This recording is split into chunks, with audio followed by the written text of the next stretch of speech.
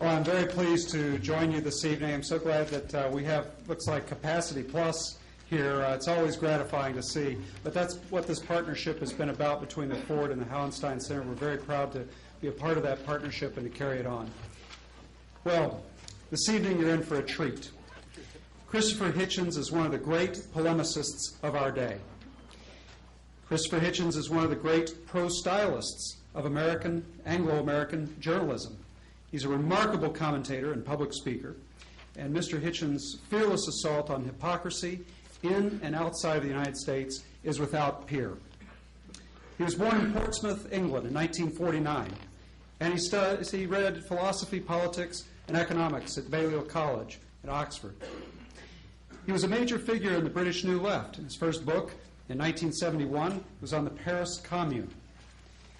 His prodigious output over the last 3 decades has encompassed an astonishing array of issues and people. By my count, he's the author of more than 16 books at this point and has another one coming out next year. And in all of these books, he has a trademark wit and formidable analytical powers that he exhibits. And he's brought these skills to bear on such widely disparate characters as Bill Clinton, George Orwell, and Lady Diana. Christopher Hitchens, he's a self-described contrarian. And he's been described by Jonathan Raven as 1 part Balliol dandy and 1 part pit bull terrier. He is rarely predictable, which is one of the reasons we wanted to have him this evening. And I don't think he's ever prone to cliche or political convention. And his writing on the September 11th attacks, on abortion, on the homilies of the left, has stirred much controversy and debate. In fact, his entire career speaks eloquently to a truly independent and critical mind. He combines a breadth and a flair that are unmatched in contemporary political letters. He's written a weekly column for The Nation for almost 20 years and is a regular contributor to the London Review of Books, the New Left Review, the Times Literary Supplement, and is currently a contributing editor to Vanity Fair. He's held visiting academic appointments to the New School for Social Research, the University of Pittsburgh, and the University of California, Berkeley. Christopher Hitchens resides in Washington, D.C. with his family, his kids. In fact, he lives in Wyoming, which is a building that Eisenhower used to live in. So that was the cause of some interesting conversation this evening. And that's the formal part of the introduction. I always like to add something. On the way back from the airport today, after lunch, what absolutely astounded me happened when Christopher Hitchens, and this is the first time this has ever happened with one of the speakers we brought in, must have recited about 100 lines of Yeats poetry from memory.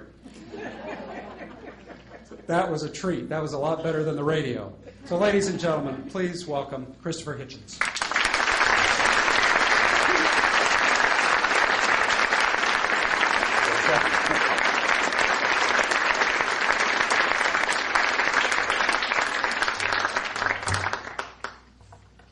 Thank you, Glees, for that suspiciously grudging introduction.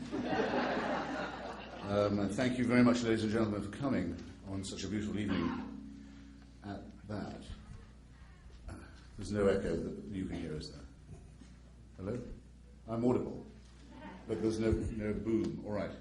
Thank you very much for coming on such a beautiful evening. I think the lunch we had must have been even richer than I recall. It was an Irish snack. Yeats's best poem, in my opinion, An Irish Omen, foresees his death, isn't quite 100 lines long, but it seems as if it is. It's an extremely densely packed and lavish poem. I think perhaps the nearest to a perfect poem of the 20th century. If asked, I can do it again. But I think I ought to keep my promise to talk about why Thomas Jefferson is the most contemporary of our founding fathers, and I seized that chance because I thought that in the time we'll spend later together with question and answer, that if I don't give pretexts for more or less any topic to be raised, I will have failed very badly in my mission statement. I was asked earlier today what Thomas Jefferson would have thought about various contemporary things, and I said that it's a question I've often had to ask myself, and it's a question a historian almost certainly should never attempt to answer. I don't know about you, I find it annoying when people who are writing biographies say, at a certain point, they'll say, on this day, Mr. Washington or Mr. Madison must have thought. Well, you don't know that as a historian, and you shouldn't really try and say it. I can only think of one exception to that, which is I think that when Thomas Jefferson saw Sally Hemings getting off the boat in France, he may, for the first no time in his life, thought there is a God. That is absolutely as far as I'd want to push it, and one must be extremely careful in asking what he might think about events today. If he could come back and be amongst us, I think he's the founding father who would have the best chance of understanding how the United States has evolved into what it has, by far. But the things that would amaze him would be, well, first and most salient, the feistiness of American womanhood. That, even though he knew Abigail Adams and some other quite tough babes, he did not ever expect women to be very far out of the place in which they were in his lifetime. It wasn't a subject that aroused his curiosity, let alone his compassion. I think the sheer colour and variety and sass of American womanhood would be the thing that would strike him most, and most amidships. Then, of course, he would be astonished to find how many of his and Sally's descendants are still alive and still reproducing. A friend of mine, the very distinguished Dr. Annette Gordon-Reed, who's written the best book on this subject, is in the process of tracking down and identifying and biographizing every single one of them. There are officers on both sides of our Civil War from that family, for example, very fascinating. And on both sides of what used to be vulgarly called the colour line. Sally and her children all passed as white in the census of 1820. Some of them opted to remain African American later. Many, of course, of them have married again and contributed even more to the melting pot. It's actually a very extraordinarily touching story. It seems a shame to me that Sally Hemings is buried under the Hampton Inn parking lot in Charlottesville. I think it should be thought of to improve on that and recognize her as a founding mother. Anyway, that would certainly very much astonish Jefferson, as would the idea that African Americans can be both emancipated and still on American soil. Continues to very much doubted. And finally, and I say this with some gravity in Michigan, he would look you in the eye with great reproach at the fact that Canada remains unconquered. And I have to take the opportunity while I'm here to say that what has the youth of Michigan been doing all these years? Is there no pride? Is there no... Where is the gallantry? Where is the spirit of national self-sacrifice? I hope when I come back here, something will have been done about the Canadian question. I plant this seed now. It is actually pretty outrageous that Her Majesty the Queen is still recognised as the head of state anywhere on the North American continent. I came here to get away from all that, as did most of your ancestors, and I leave the thought with you. Well, in order for us to approach Mr. Jefferson properly, I think one has to do it under... It can be a mistake to announce how many headings I'm going to speak under, but I will let you know, and I'll be as terse as I can. 4 of them.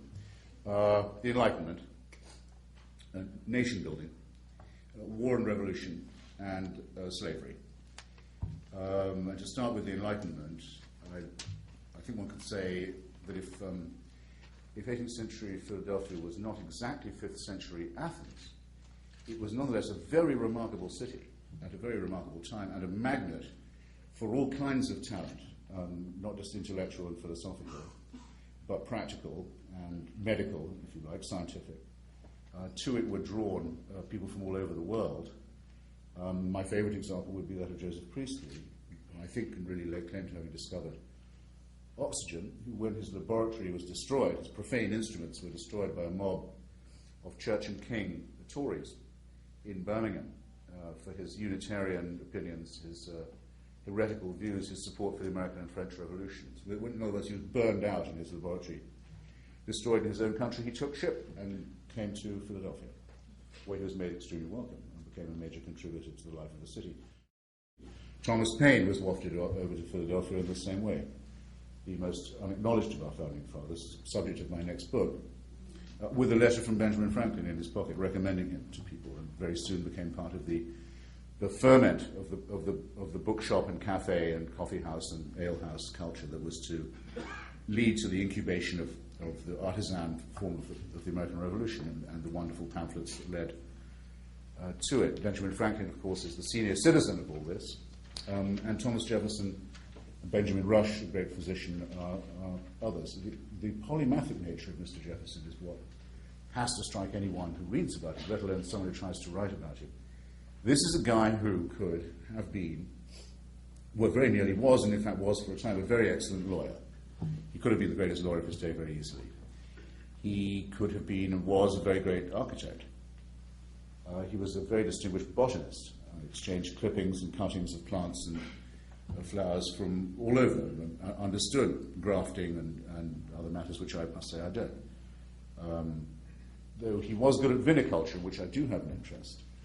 And though Virginia wines are still not yet quite up to snuff, they're a lot better than the Connecticut Chardonnay, I can assure you of that. You know there's a winery now in every single state of this union? I think that's something we should all be very proud of. That wasn't true. But he understood a great deal about how to transplant grapes and matters of this sort. He was able to advise Dr. Jenner, the man who discovered how to inoculate people against the great scourge of the day, smallpox, on how to transport this vaccine without it losing its potency by finding a means of keeping it cool for transport. He, of course, had to fight off people like Timothy Dwight of Yale, Dr. Dwight, still a celebrated divine for some reason, who said it was wrong to try the cowpox inoculation because it would be an interference with God's design. And I suppose if you believe in God's design, smallpox has to be an integral part of it. It's not designed by anybody else, which is a theme to which I must return in a second. When a matter of a treaty on the whaling industry needed to be resolved, Mr. Jefferson was involved in the negotiation of it. He wrote a treatise on whaling in order to be sure that he was fully informed on all points. I'm acutely aware that I've left out a couple of his other attainments. Well, I should mention one very salient one, paleontology.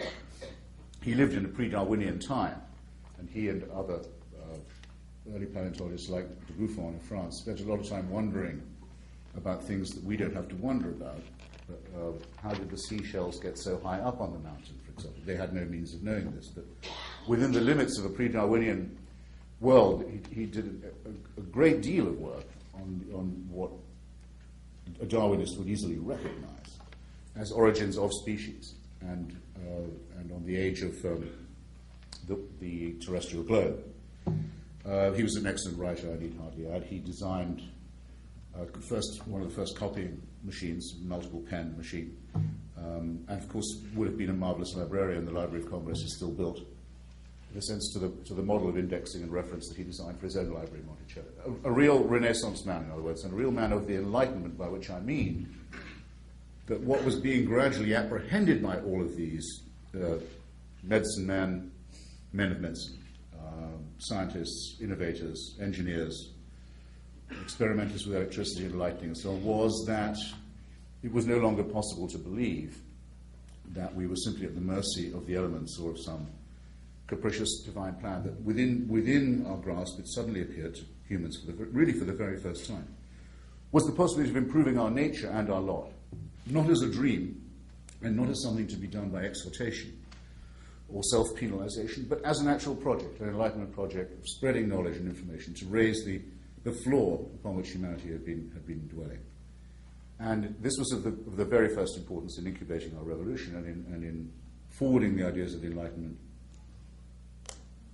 in the New World, and we're rightly grateful that such an extraordinary constellation of talent and industry was all available at one place at the same time. And a very important conclusion that followed from this self-emancipation of humans by knowledge and science and other fields of endeavor, the realization that there was such a thing as a germ theory of disease rather than an evil spirit theory of disease or a curse theory of disease, for example, was that they had to reconsider the place of the divine in the cosmos. I think I can say pretty certainly that Alexander Hamilton was the only one of the founding fathers to have a priest at his bedside when he died. And that was because there was a squabble among the priests as to who should attend him in his last agony as he died from Aaron Burr's bullets in his abdomen. And there was also a squabble among some priests who said that they wouldn't attend the bedside of a man who'd engaged in dueling. So the vulgarity of that hardly makes a very grand exception to my general rule, because these men were not Christians.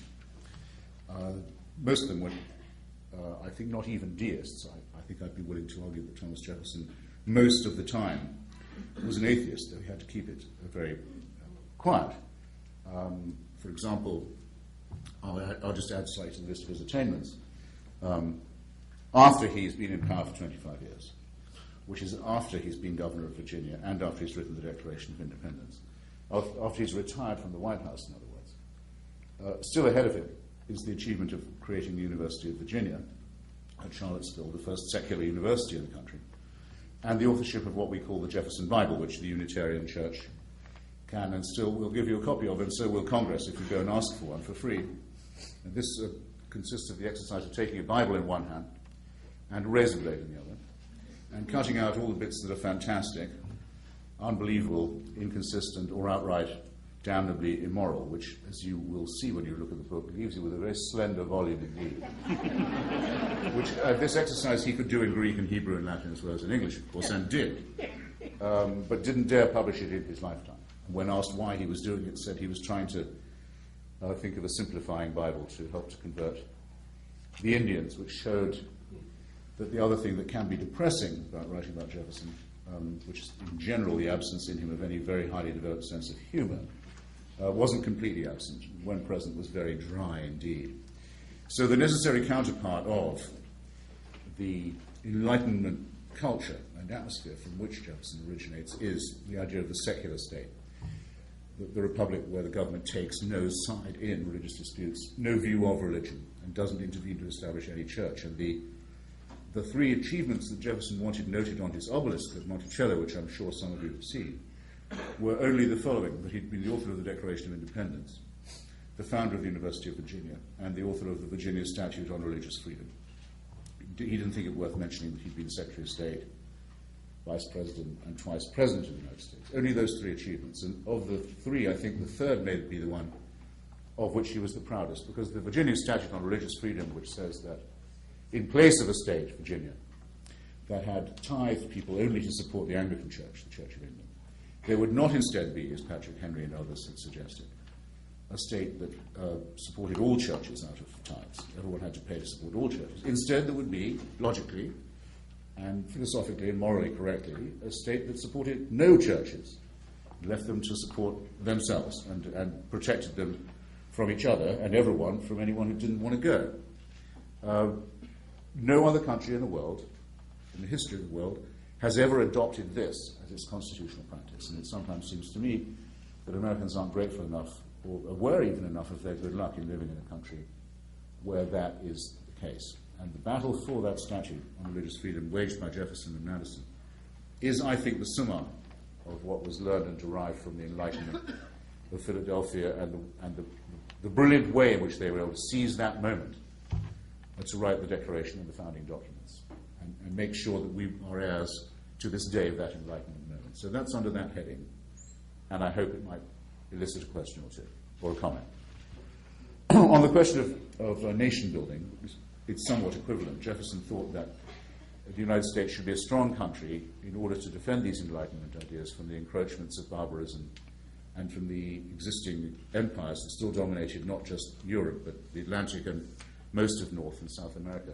Remember, in his day, when he first became president, the United States was to North America roughly what Chile is on the other side of the continent, of our southern cone neighbor.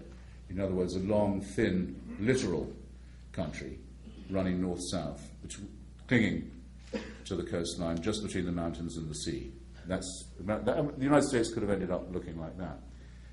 Jefferson was absolutely determined that this not be the case, that there be as much expansion as possible of the ideas of the Constitution into the new territories and the expansion of population, the encouragement of people to reproduce and to have the fortitude and the optimism to move out and spread the word.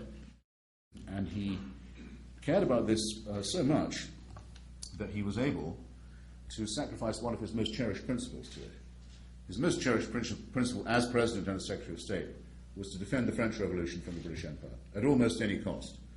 In fact, most of his great political mistakes were made from underestimating how badly the Jacobins had debauched the French Revolution. He wouldn't, in a way, agree to hear bad news from Paris in their years, and was a fierce partisan of the French against the British in all matters, until an event which we don't pay enough homage to occurred. I don't think Americans are aware of the debt that they owe to the slave rebellion that took place in Santo Domingo, what we now call Haiti, in the 1790s, led by the first real slave general in history since Spartacus, Toussaint Louverture, inspired by the ideas of the French Revolution but directed against French colonial rule. And the effort required to put down this slave rebellion, which is brilliantly described by C.L.R. James in his wonderful history called Black Jacobins, cost the French almost a whole army and a whole fleet, not just because of the extraordinary resistance of the slaves, but also because of the terrible climate and climatic and health conditions on the island, and forced them into a position where they had to consider selling what they had in North America to some party or other. And Jefferson, through his envoys, made it very clear to Mr. Talleyrand and others in Paris, if you do not sell this territory to the United States, we're willing to make a military alliance with Great Britain against you. In other words, he would sacrifice his most cherished allegiance in order to increase the power, the strength, and the extent of the United States. And by this brilliant maneuver, backed up with a believable threat, he induced Napoleon and Talleyrand to sell not just the port of New Orleans, and thus finally to grant America access to its heartland of the Mississippi, but everything that France had in North America, which had the effect, as Henry Adams puts it, of doubling the size of the United States in one day for 5 cents an acre. A fairly extraordinary achievement. And you all probably know the influence of the date, the 4th of July, in Jefferson's life. First, it's the Declaration of Independence. Second, it's the day on which both he and John Adams die in different parts of the country. But it's also, I found in my research, is a very significant day in another sense. On the 4th of July, the very 4th of July, when the Louisiana Purchase was announced in the official Gazette in Washington, Jefferson issued the orders to Lewis and Clark to leave town, go to Pittsburgh, and move out to the west. This had been very long prepared and was, in my opinion, properly classifiable as an Enlightenment expedition. Lewis and Clark had been sent to Philadelphia by Jefferson. They were there to be taught how to navigate by the stars, how to administer injections against smallpox to Indians, very important, as Jefferson had to everyone on his estate, incidentally, in Monticello, including all the slaves. How to master some elementary Indian languages. Jefferson had drawn up a taxonomy of the existing Indian tongues. In print, we've lost it. It was all swept away in a flood. We'll never get it back again. It's a terrible thing to know, but Jefferson came as near as could be to codifying and understanding and writing down Indian languages. They were taught that. They were taught how to conduct very simple medical operations. Benjamin Rush, a great physician, trained them in medicine too.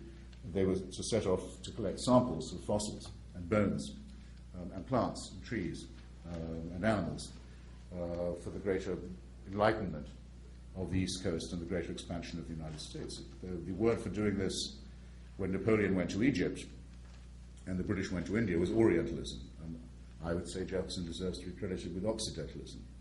He wanted not to conquer the West, but to explore it, to assimilate it, to share our knowledge with it and to acquire its knowledge for ourselves. And he told them as they set off, when you encounter the leaders of the Indian peoples, as you will, you are to, as I've always told you, treat them with great courtesy and great respect. But you may also tell them, as of today, because this was the day the purchase had been announced of Louisiana, that they already live in the United States. And they may not know it, but they do. And that the reign of French and Spanish and British empires on this continent is over forever and is never coming back. And armed with that, the greatest expedition of enlightenment ever mounted set off on the 4th of July. I think it's a nice coincidence. I don't believe there's a special providence for the United States, but sometimes I'm tempted to think about it. So that's quite an achievement for a president. In other words, by the end of his presidency, the country, he's not president of the same state or the same country. He's president of a vastly larger empire.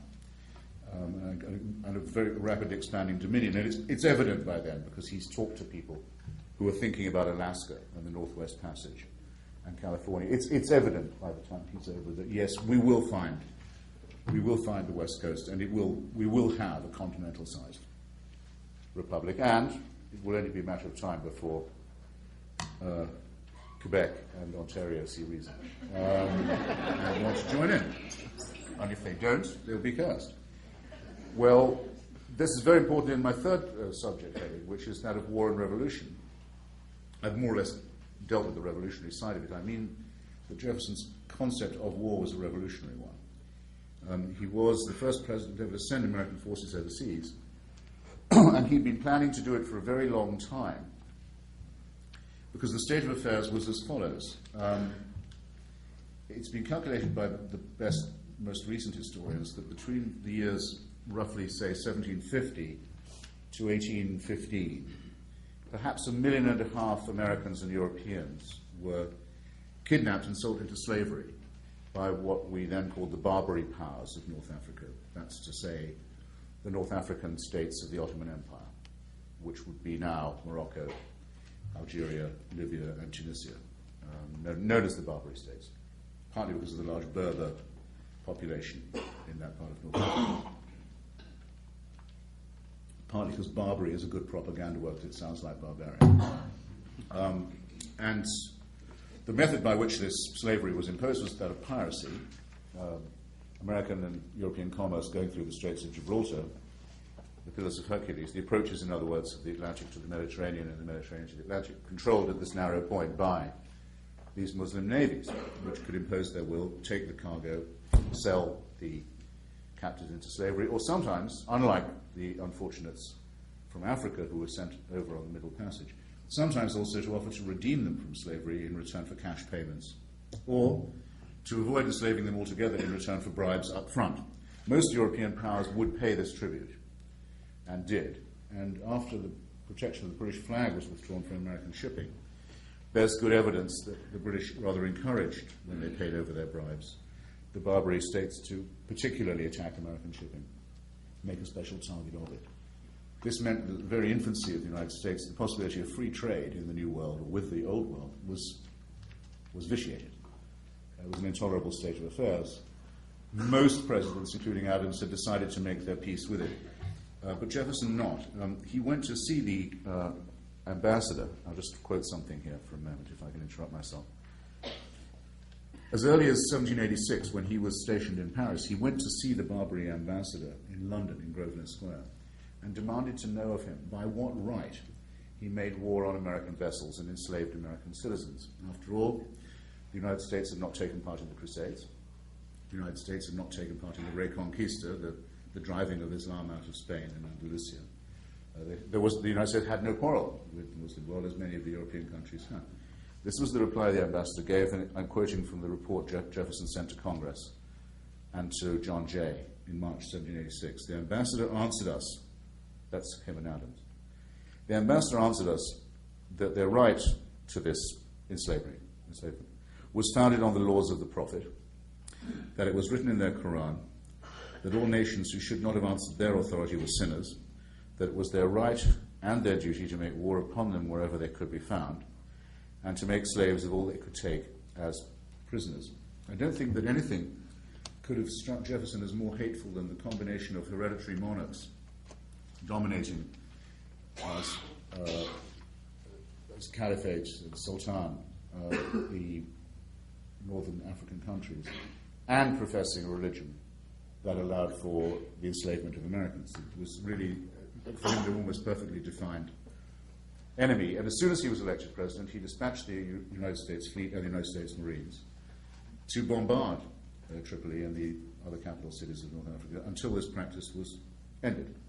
And it was actually an extremely successful expedition within a very short time. Not only had the forts and vessels of the Barbary pirate states been reduced, especially in a very famous encounter that some of you would have read about with Stephen Decatur's a great battle in the harbour. But the more important, perhaps in some ways, the British fleet and the French fleet in the Spanish fleet in the Mediterranean and Atlantic suddenly noticed there was a new power on the other side of the world, and that it was a naval power, and that it had a very efficient and deadly marine corps, and that it wouldn't be pushed around.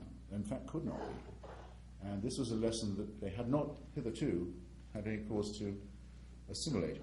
So though Mr. Jefferson did not go for regime change exactly in these Islamic theocratic terrorist countries, he did insist on policy change and on enforcing it at cannon point. And so righteous was he about this that he didn't think there was any real point in troubling Congress with this bothersome matter. Didn't inform them that he sent the expedition until it was so far out to sea that it could not be recalled, thus stilling the chance of Federalist opposition and doing his favourite of all things, the fait accompli, as with Louisiana, so that by the time anyone wanted to complain, it was too late. I think that's possibly a very ambivalent lesson, but it showed that for Jefferson, as for Thomas Paine and many others, there was an absolute, concrete alliance in their minds between the ideas of liberty, the Enlightenment, the secular constitution, and the spreading of these around the world, if necessary, by force. There is no doubt in my mind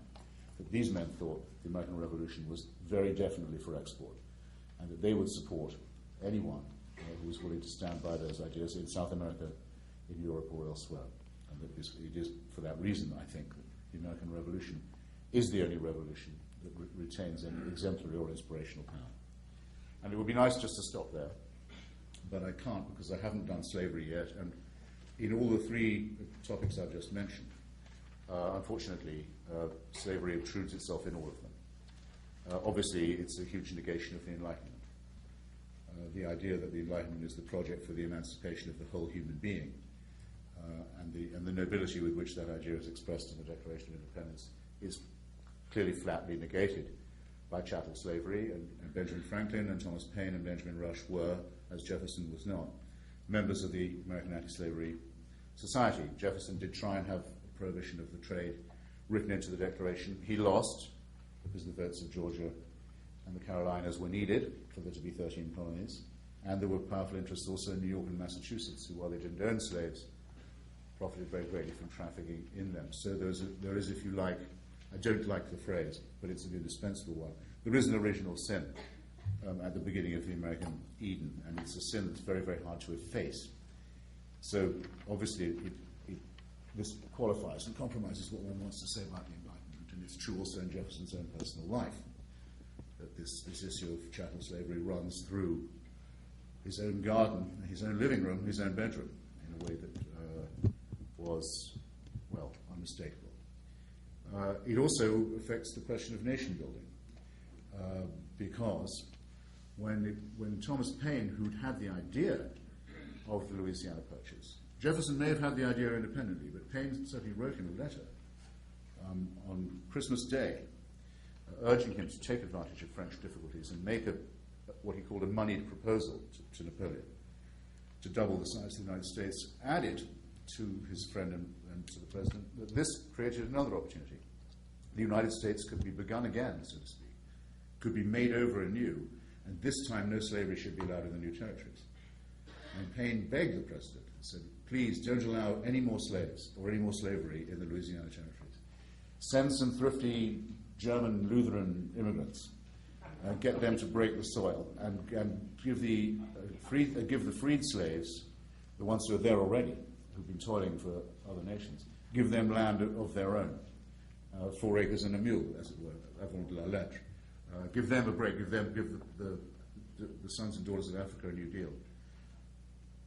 Joel Barlow, another great friend of Jefferson's, urged very much the same point in very much the same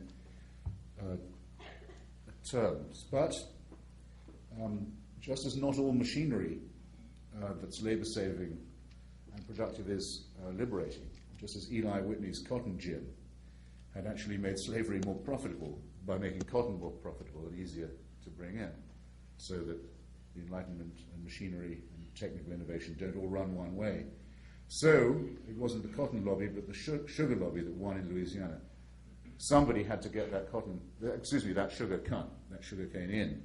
Otherwise, Jefferson feared other Caribbean countries would outdo the United States in the sugar business, and that meant keeping the slaves at work. And indeed, worse than that, unloading new ones at the port of New Orleans, a discovery that when it was made very nearly broke Thomas Paine's heart. So not only was the original sin, the original stain spread and extended, but by the carving of new states, and the cloning, if you like, of new states from the Louisiana Territory, which began very quickly, the momentum was begun by which, by the time Jefferson died, the number of slave states in the Union was approximately equal, and finally, as you know, with Missouri Compromise, became equal to the number of non-slave states. And at that point, we know that one of Jefferson's legacies to us is going to be the Civil War, and that later presidents and later Americans will have to deal with what he's left behind us. And it's no story, no account of his either of his enormous importance in our history or of his immensely contemporary relevance would be complete, I think, without that, and without some reflection on how, personally and individually, this subject was imbricated with his own life. The great poet Horace used to say, De te fabula narrator. No, he used to say, to be exact, mutato nomine. Mutato nomine et, de te fabula narrator. Change only the name, and the story is about you. Well, ladies and gentlemen, this story is about you and about all of us, and I hope we'll have some time to discuss it further, and I'm very grateful to you for coming. Thank you.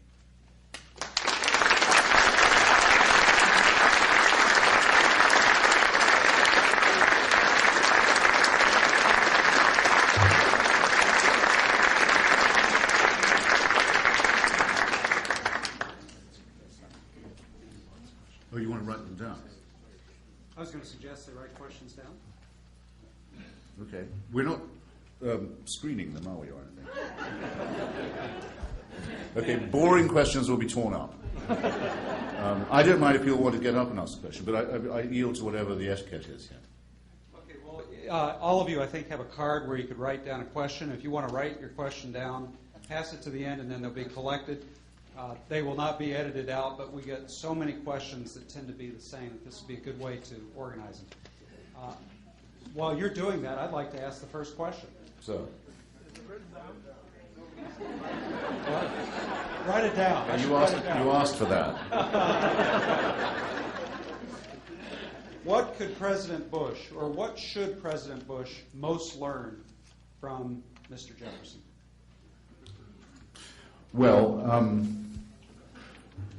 in my opinion, he has already adopted one Jeffersonian position, which is to say that the existence of theocratic terrorist states and movements is incompatible with the existence of the United States. Coexistence with these forces is not possible, which I would add is a good thing, because it's not desirable either. I don't know if President Bush knows anything at all about this struggle, say, over the Barbary Coast or any of these other questions, or whether it's just instinct in him, but he seems to have taken the position that there's no compatibility. There'll have to be a fight about it. And in a praiseworthy manner, in my view. I think that he, as a Republican, might not want to cite Jefferson as his authority, but the idea that the United States should make it its business, should interest itself in the spreading of democratic ideas, is certainly a Jeffersonian one, it's not a Federalist one. And to that extent, probably rather unwelcome to the president. Well, I mean, I think we can say for sure it's unwelcome, because when he ran against Vice President Gore, Mr. Bush and Mr. Cheney, as you remember, ran as isolationists who were opposed to nation building, opposed to the dispatch of American troops on humanitarian missions, in favor of the lifting of sanctions on Iraq and on Libya and so forth.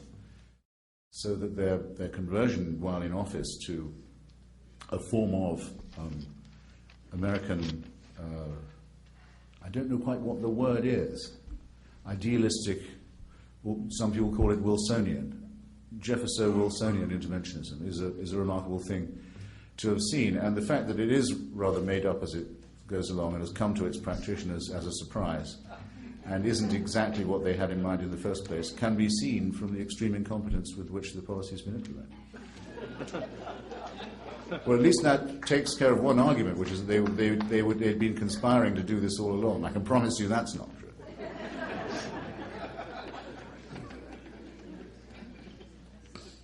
Here's a question about, is the current war, is a clash of civilizations inevitable into the future between Islam and the West?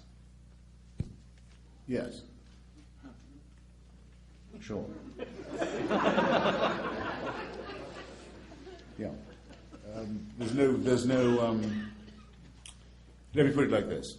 Some people say, in fact, there's recently been what's, I think, preposterously called a national intelligence estimate about this. Estimate is certainly the right word.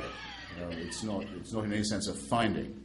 It's a piece of subjective impression mongering. But anyway, the finding or the whatever the word I'm looking for, the estimate is that a great number of Muslims are annoyed by our policy, and that thus, and violently so, and thus we are, to a certain extent, a word I also distrust, less safe. Quite how safety is measured in this, or by what means it's estimated, is quite beyond me. I mean, it seems to me, if one asks a question like, does going to war make one more safe? One asks a question that is flat out incoherent and will elicit, if asked, stupid answers, which is what we have been getting from our intelligence community in any case for the last 2 or 3 decades.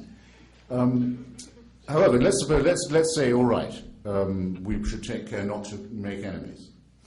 Well, what care would we have to take? Let me give you the instance of Denmark. Small northern European democracy, multicultural, open-hearted, large immigrant population, no history of imperialism in the Middle East, spends most of its diplomatic efforts and money in the region on helping the Palestinians, has its embassies burned, its diplomatic immunity violated, in countries, by the way, in the capital cities of dictatorships that normally don't allow demonstrations of any kind. Danish embassies are put to the torch. Random Danes and other Scandinavians who might look Danish are hunted down in the streets and killed. Danish diplomats are violated. A conscious, very well-organized attempt, supported by several leading Arab governments, is made by sanctions and boycotts to destroy the quite vulnerable Danish economy, and so on. And what is the ground of grievance here? That the Prime Minister of Denmark will not break Danish law by intervening to stop the publication of cartoons in an evening paper in Copenhagen. Now, that's all it takes to make enemies, you understand. And it seems to me that people who say let's not make enemies under these conditions are being flat out masochistic. Sure, we can avoid their ire, just as long as we're willing to destroy everything that makes our society different from theirs. Well, I'm not ready to do that. I'd rather fight it out, if it takes all my life. Okay?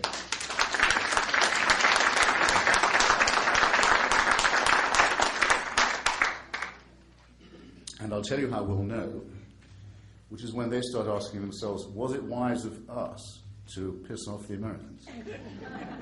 Have we made too many American enemies? Have we stirred up the American street? That's what I want to hear them discussing. And I want to hear them discussing, can we go on taking these casualties? Because the Americans, we don't boast about it. But your fellow countrymen and mine are killing these people at the rate of hundreds a week, and willing to go on killing them at a higher rate, I hope. And at some point, they have to ask themselves, can we take it? That's the estimate I want to hear being made. I don't want to hear all this drivelling lamentation, where we've hardly started the business of training an army that knows how to fight these people and to defend our civilization in the most tough conditions of rogue and failed states.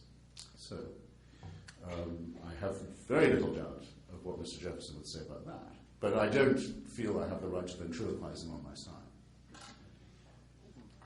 Quite happy to speak for myself on the point.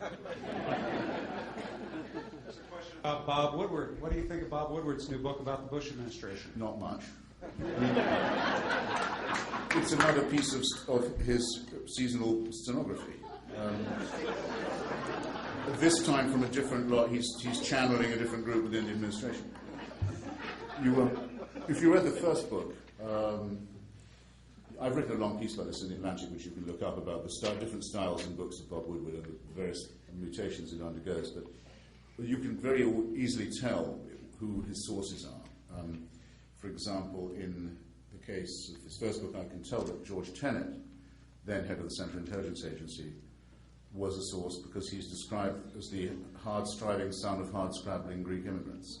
And he's also quoted quite a lot of the time in his own quote marks. Not all the quotes are blind, which is, by the way, how we know a very interesting thing about Mr. Tenet, which I'll share with you if you like. Do you remember what Tenet said when he saw the towers being hit? Do you remember this?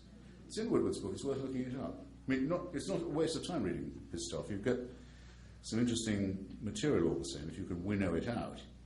So Mr. Tenet is having breakfast with former Senator David Boren of Oklahoma, who had been his great patron on the Intelligence Committee for a while. And they're chatting on, and I'm willing to accept Tenet's word that's in the book that they were talking about the danger of Al-Qaeda. Maybe they were. It's not impossible.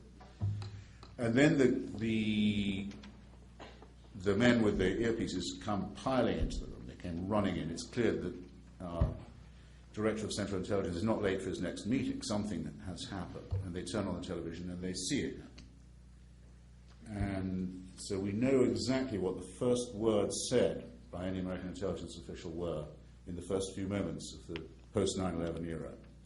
And you know what the words were? Gee, I hope it's not those guys in the flight schools in the Midwest. Not quite good enough, is it? I mean, I bet I can think why he would hope it wasn't them, because he was the only one who knew they were there. But he didn't think it was important enough to share the information with the FBI or to do anything about it. I don't think he should have got a Medal of Freedom for that, I have to say. In fact, I don't think he should have been allowed to resign either. I think he should have been fired, and I think he should probably have been impeached. But I digress. I mean, in other words, you can find these nuggets in Woodward's book, but as you can see, tons of you must have read that book, but it's so boring you didn't notice that incredible confession. I get paid to read these books, unlike you, so I have more of an incentive. Next question is, democracy possible in the Middle East where Islam is such an integral part of both the society and the government?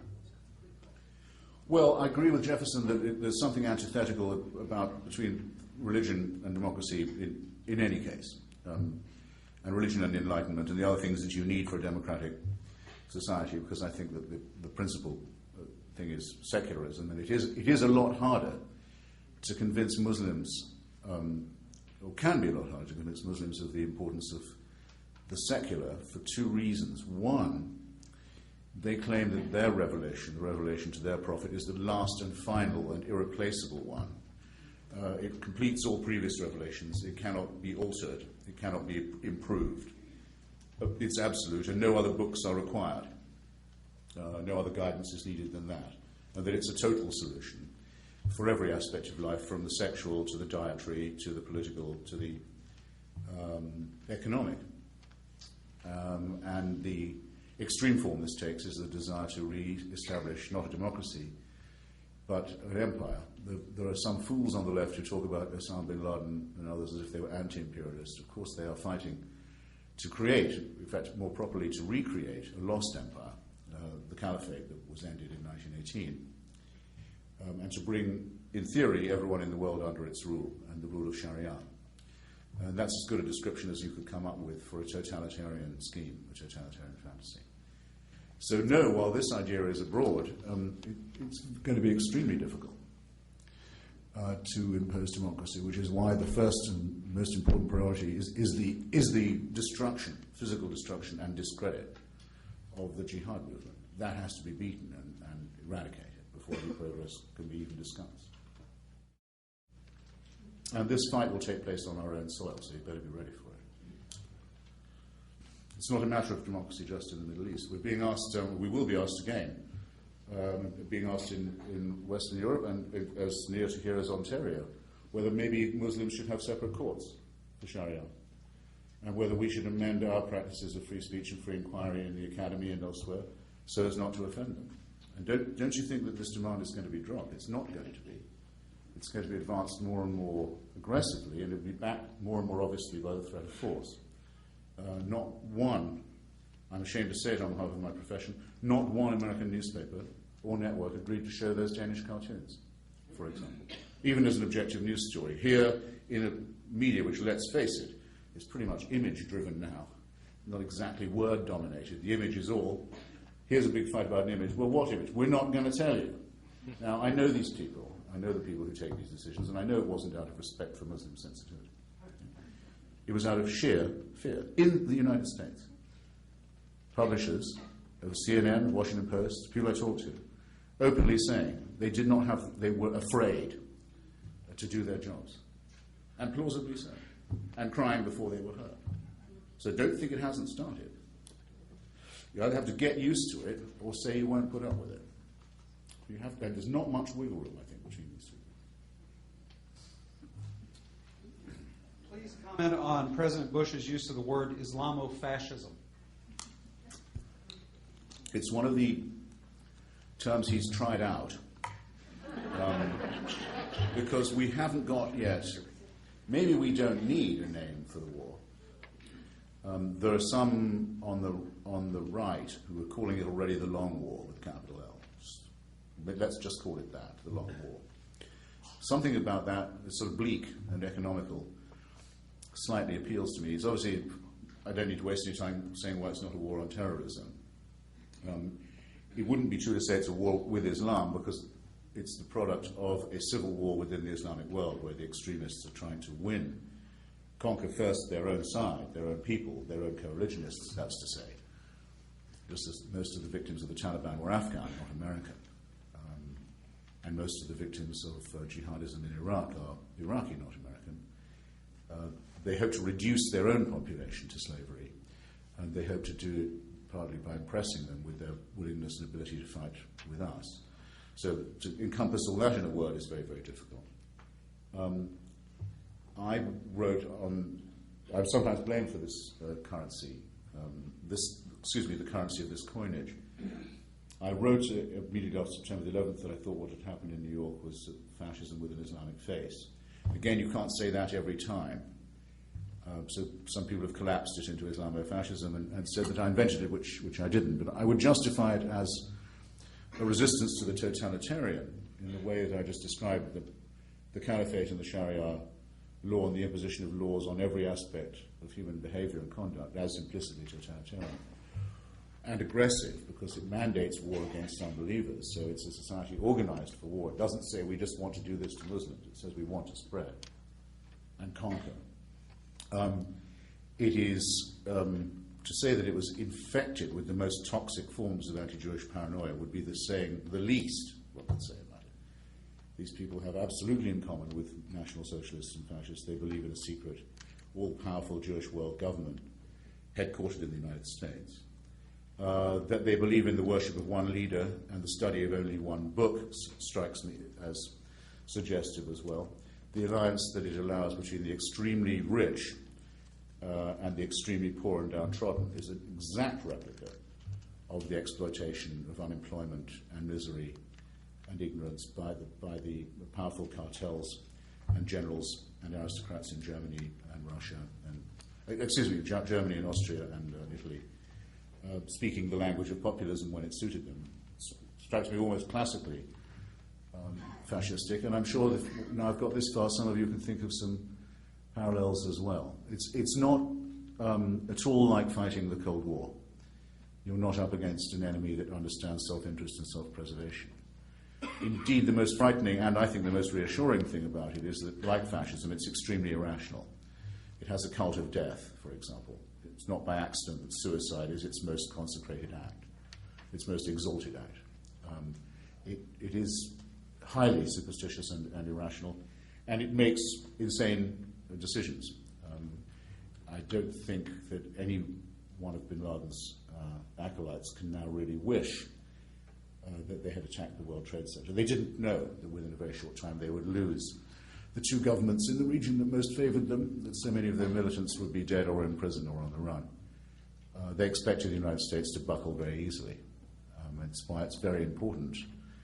I think it's the duty of every citizen to make sure that the rumor that the United States has no stomach for a fight and is run by mere hedonists who care only for their recreations and their most recent headlines. and has no will to resist, that it's very, very important that everyone think of their own way of disproving that proposition. Is the United States an empire? And if so, what kind of empire is it? I've always argued that yes, it is an empire, and both in the positive and in the negative sense of that term. Empire of liberty was what Jefferson wanted to call the United States. It was one of his terms for it. He wanted, in other words, to have a continent-sized country that would be a democracy, and he thought that its boundaries could be quite wide. I mean, Cuba could easily have been a part of Jefferson's union if he'd had the means to do it. Sometimes wonder if it wouldn't have been better than having Cuba as a semi-colony, which was the solution actually adopted.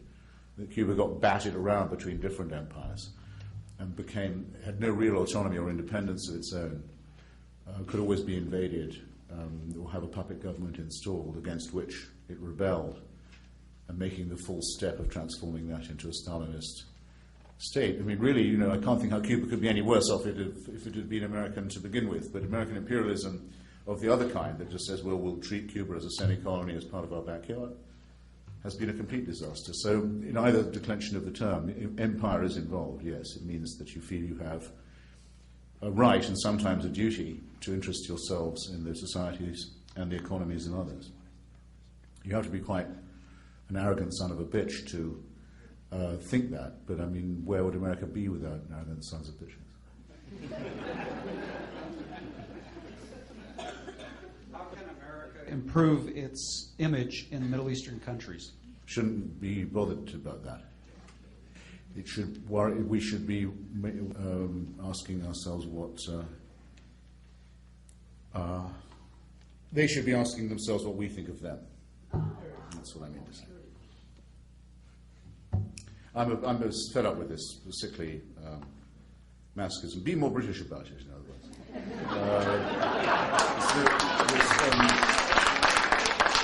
I mean, my line on this very simply being that it's absolutely no better to be English. Absolutely no better. But really absolutely no worse, I think. And you don't have to worry about whether people like you or not. It's contemptible to keep asking yourself. It's like people taking opinion polls all the time. In mid-speech they say, could I just interrupt, is this speech making a good impression on you or not?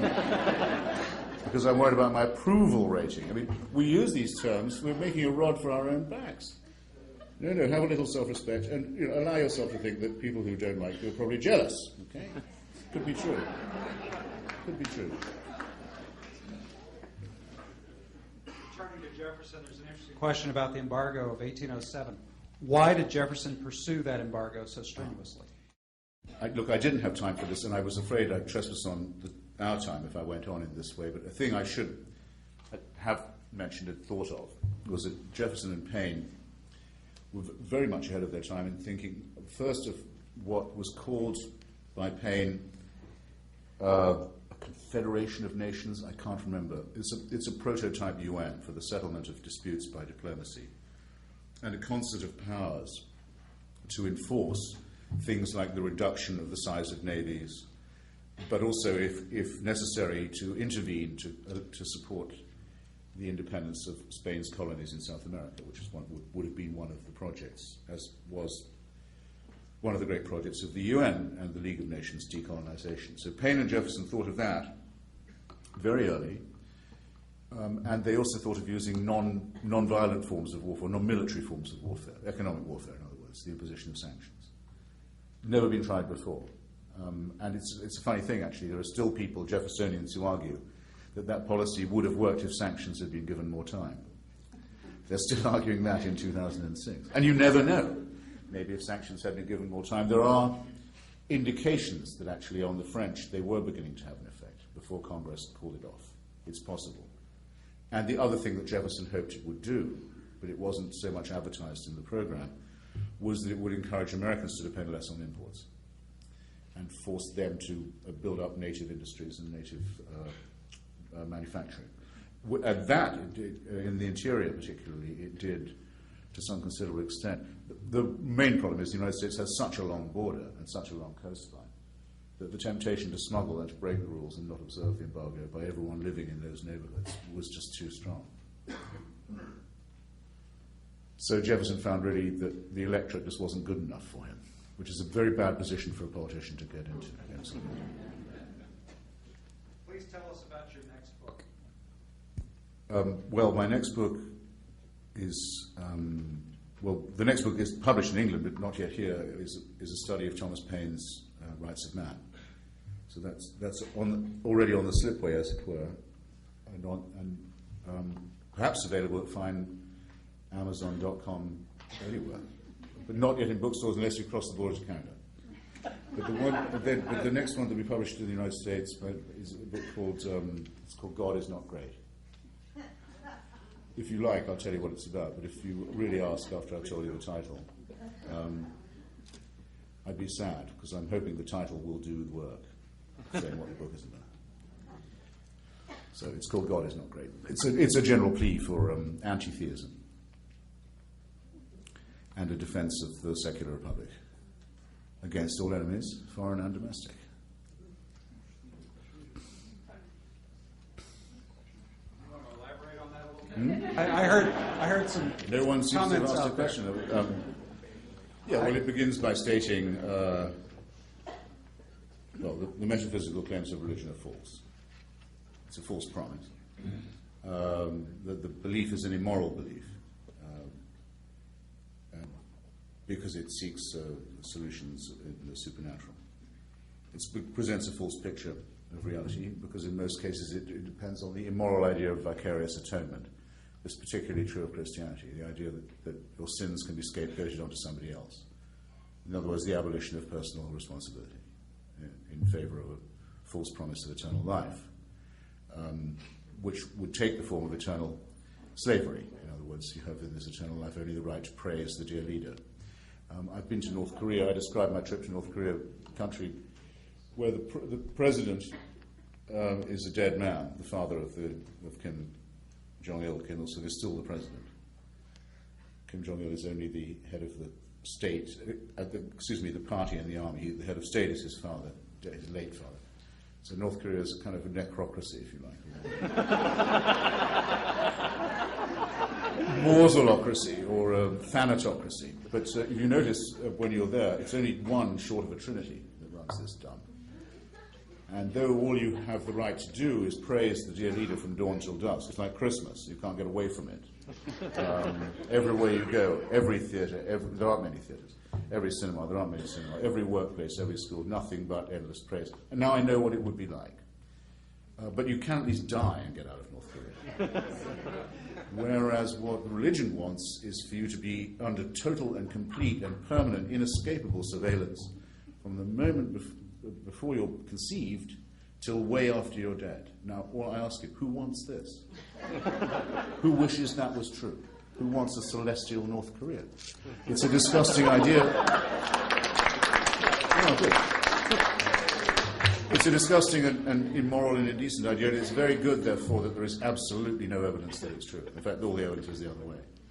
So I then produced some of the evidence, and then it's quite anti-Semitic, this book. I think Voltaire was right. Everything is a plagiarism of Judaism. The Jews come out of it very badly. Sorry, chaps. Apologise to my mother, my grandmother, my wife, my daughter, but the Quran is even worse plagiarism of Judaism than the Bible is. But where everything went wrong is Hanukkah, if you want to know. Yeah, now promoted again, reinvented so that Jewish children don't feel left out by the sickly Santa Claus obsequies. That's the date on which the Maccabeans rose and put down the Hellenized Jews. The Jews had basically given up on sacrifices of animals. Some of them had given up on circumcision, were looking towards Rome and Athens, were beginning to have, as it were, their Enlightenment. And the Maccabees rebelled against them as traitors and Roman quislings and slaughtered them, and very cruelly restored the barbaric rituals of animal sacrifice and circumcision. And that's the worst day in human history, because if that had not happened, or if the Hellenists in Palestine among the Jews had won, we could have skipped the whole thing. There would be no Christianity third one. There'd be no Islam. There would have obviously been cultish and barbaric religions and so on, but we would not have had the connection broken between our civilization and the civilizations of ancient Athens and the Mediterranean. We wouldn't have blotted out the Mediterranean light from our society as we did for so many years of the Christian Dark Ages, from which we have not yet recovered. So there's that, and then I say what I think about the Quran, which is currently the most dangerous religious text because it does make this extraordinary claim to be the last and final and exclusive and unchangeable revelation. And that obviously has, as I've already told you, the most incredibly dire consequences. And then, oh no, it was much more. No, and then I'd say what I think the better tradition is, and a large part of that is the work, well, ever since Democritus and Epicurus and the first people to work out that there was no God and that the cosmos is, and we are made of atoms, all the way through the Enlightenment, Jefferson, Paine, and up to the present day. And I show the common history, the thread of reason and atheism that has always been present in our society, and try and bring it to life for people. So I wish it was out now. I wish it was out for the Hanukkah market, in fact.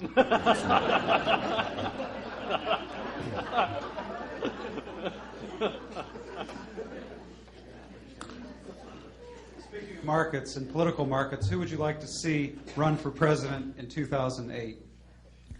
I would like it to be between John Edwards and Rudy Giuliani. That's what I would like to see. I think Mr. Edwards, who I know slightly, and his wonderful wife are good people who are in politics for good reasons. That's very important. The only thing I've really learned from studying politics for 25 years in Washington is that the only thing that matters is character. I used not to think that, because like you probably, I used to nod, as perhaps some of you have, when you hear someone saying, well, let's discuss issues, not personalities. Sounds good, doesn't it? Sounds right, almost. Complete rubbish. Someone can say, here, I've got a healthcare plan, this is my issue. And you can vote for them on that basis, but he doesn't have a healthcare plan. Right? He'd said that, so you'd vote for him. Right?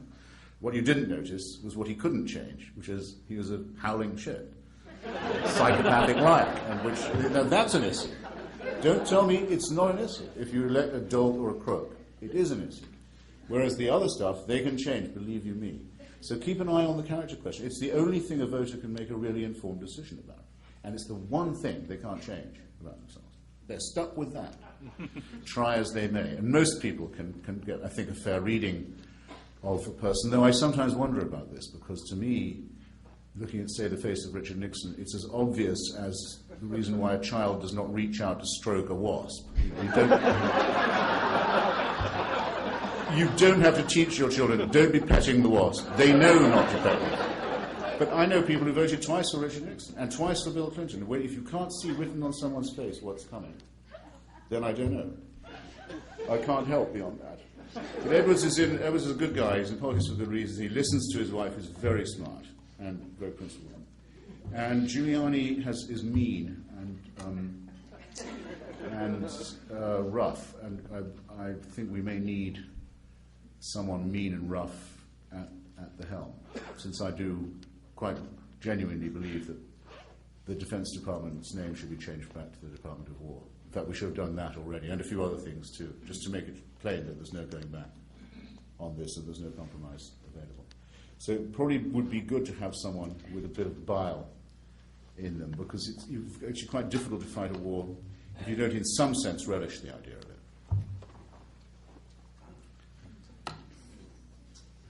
Last question. This will be a nice one to end on. What is the best Yeats poem?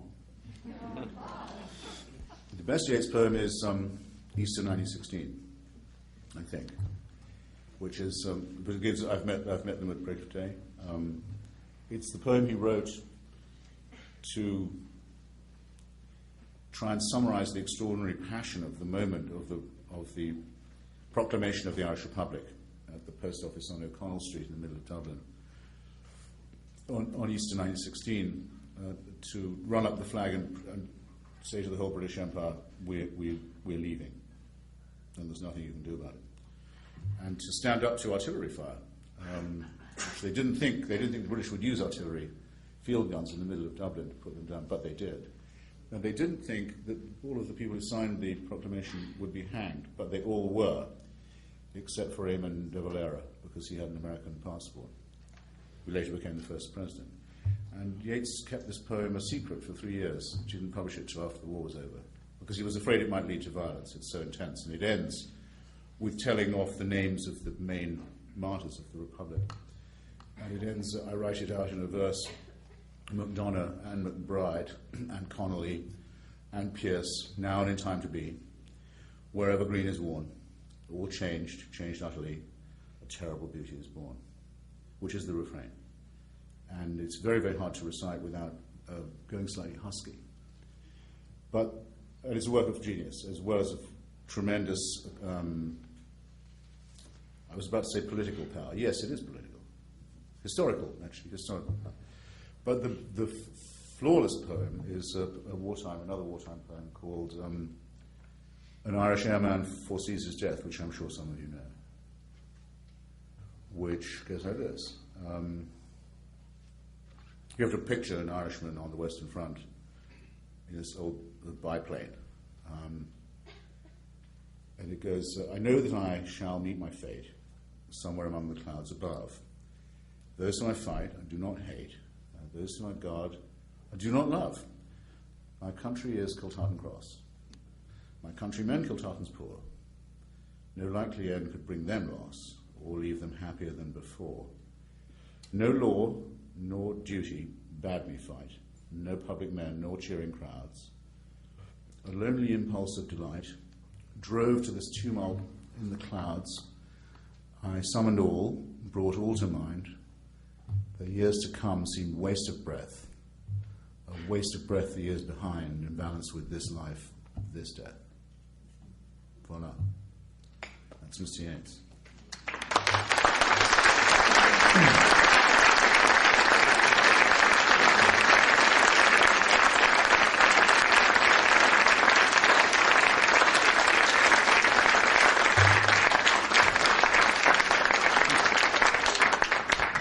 Thank you, Christopher Hitchens. Thank you, ladies and gentlemen, very much. Christopher Hitchens will be available to sign books that are available out here for purchase. Yeah, no, I'm not going to be nice to anyone who hasn't got a receipt, sorry. This is America, okay? The pro bono bit is over. So, see you out there. Thank you very much. Have a safe drive home.